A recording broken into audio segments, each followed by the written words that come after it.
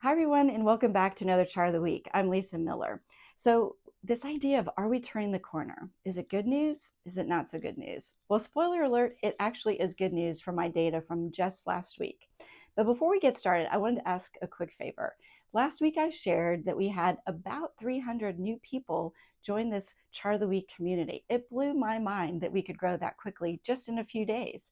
And I wanted to ask you guys, do me a favor, and if you're liking and enjoying this content, after you watch this video and you check out the content, please share it with some people. Let's pick 10 people that you feel like can benefit from this content. Let's see if we can create this joy wave together. All right, so let's take a look at this chart. For those of you that are new, let me explain it. This is a way to measure the consumer sentiment relative to the economy.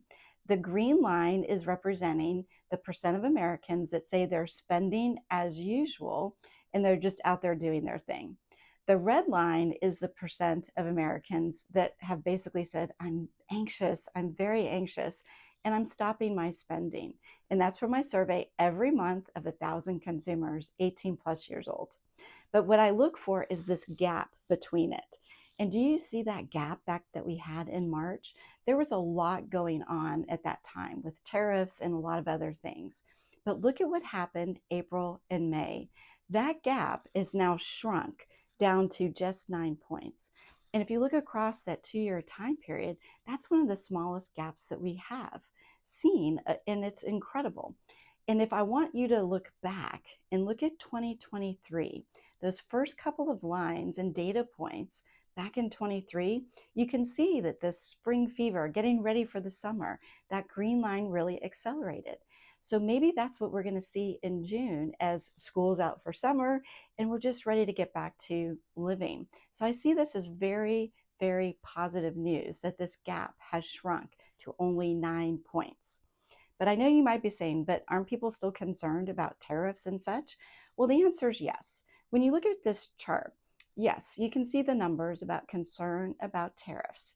And the reality, though, is those fears are waning across all of the data that I saw in May.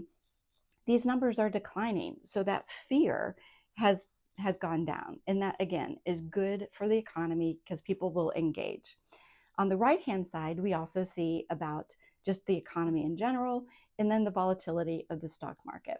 And again, what we're seeing is that all of these numbers, that fear is actually declining. So what's the so what, now what? Short answer is take the win. The consumer is feeling a little bit better as they move into the summer months, and that's going to be great. But what's the caution? It can turn on a dime. We have seen that different news announcements, different different things going on with the government can actually impact consumer psyche. So take the win, but stay prepared, and nobody should be caught off guard. And basically, we have to remind the consumers why they fell in love with your brand in the first place, and then encourage them to connect, not just transact with you. All right, so let's take the win for today. And until next time, thank you.